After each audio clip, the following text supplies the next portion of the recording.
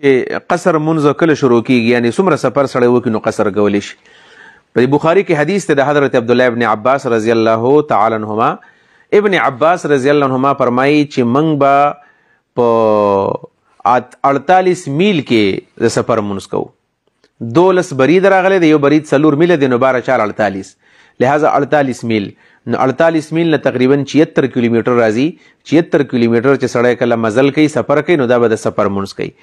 دا د عبدالله ابن عباس رائے ده او دا د اصول فقه یو مسله ده. کله چې صحابي د یو مسلې تحدید وکي او دا تحدید په عقل کې نه راځي نو د دې حیثیت بیا د حدیث مرفوع وي.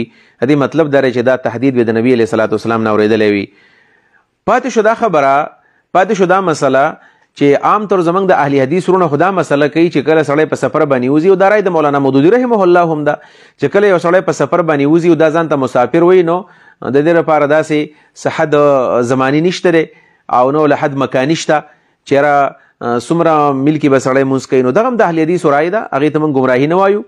نو که څوک د اهل حدیثو په دې رای باندې یا مولانا مودودي رحمه الله چې کومه خبره کړله په دې باندې عمل کوي نو موږ ته ناجایز نه وایو. البته خپله رای هم دا ده چې کله 48 میل ته سفر ورسېږي سفر پکار دی او د 48 میل لا په کم کې سړی سفر نه کوي او جایز دواړو ته وایو.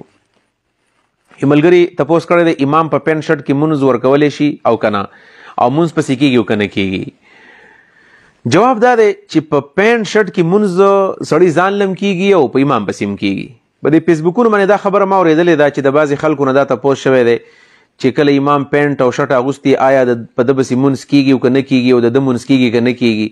نو هغه علما داسې خندا وکړي چې د ده مونځ خو کېږي خو د شاته سړي پسې مونځ نه کېږي. نو دا خبرې هسې کمزوري دي، علماو داسې قسمه لهجایي استعمالول نه دي پکار. پینټ او شرټ استعمالول دا هم جایز دي، زمونږ د شلوار کمیس کورته دا هم جایز ده. لباس کې داسې پابندیانې نشته دی د الله د رسول د طرف نه، د الله د جانبه په لباس کې پابندیانې نشته دی. بس د کم قوم چې کم لباس دغه لباس بس لباس دی او دغه صحیح لباس دی، شرعي لباس دی. نو که پینټ کوټ په یورپ کې خلک اغوندي، په ترکي کې اغوندي، دغه هم جایز دي. او زمونږ عام طور باندې پښتانه هغه پرتوګو کمیس استعمالوي، د هغې سره سره پنجابیان لنګ استعمالوي. نو دا ټول جایز کارونه دي. مسند امام احمد کې حدیث دی چې کل ما شئت والبس ما شئت، چې کوم خوراک دی خوښې هغه کوه، په چا پابندي نشته دی. او کوم لباس چې ستا خوښې هغه استعمالوه، نو په لباس کې هم پابندي نشته دی او دارنګې په خوراک کې هم پابندیان نشته. چې کوم خوراکونه حرام دي لکه شراب دي، مرداري دي، خوړل نه دي پکار، یا کوم لباسونه چې هغه ناجایز دي لکه داسې لباس چې هغه ساتر نه دی، د نه ځان ساتل غواړي، داسې لباس چې په هغې کې د انسان بدن ښکاره کېږي، دغه نه دی پکار. بیخي نری دی، بیخي ټیټ دی، یعنی داسې لباس چې هغه سړی دی وجود ته ورننه باسي او د هر اندام پکې جدا جدا ښکاره کېږي، یعنی په هغې کې د انسان اعضا نه پټېږي، ساتر نه شو. دا په حکم د هغې کې چې عدم یې ساتر دی. نو داسې پینټ کوټ لکه جینس چې ورته ویلې کېږي چې هغه کې د بعضې نن سبا دي بعضې جینکو ته خلکو دا ټیټ جینزونه اچولي، بعضې ماشومانو ته دغې نه ځان ساتل غواړي. نور عام پینټ شرټ چې اغوستی دی او په هغه ځای کې دا لباس دی، خلکو ته بد نه ګوري، ځان له پکې مونځ کولی شي، بل له ورکولی شي.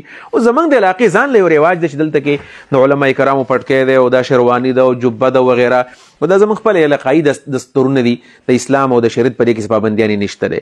او که موږ دا پابندي ولګو چې امام به پینټ شرټ نه اغوندي، نو بیا په یورپ کې خو ټول امامان پینټ شرټ اغوندي. ډېر کم امامان داسې دي چې هغوی په پرتوک کمیس کې یا په لنګ کې چې د منځونه چاله کوي. داسې څه پابندیانې د اسلام د جانب په معنی نشته دی.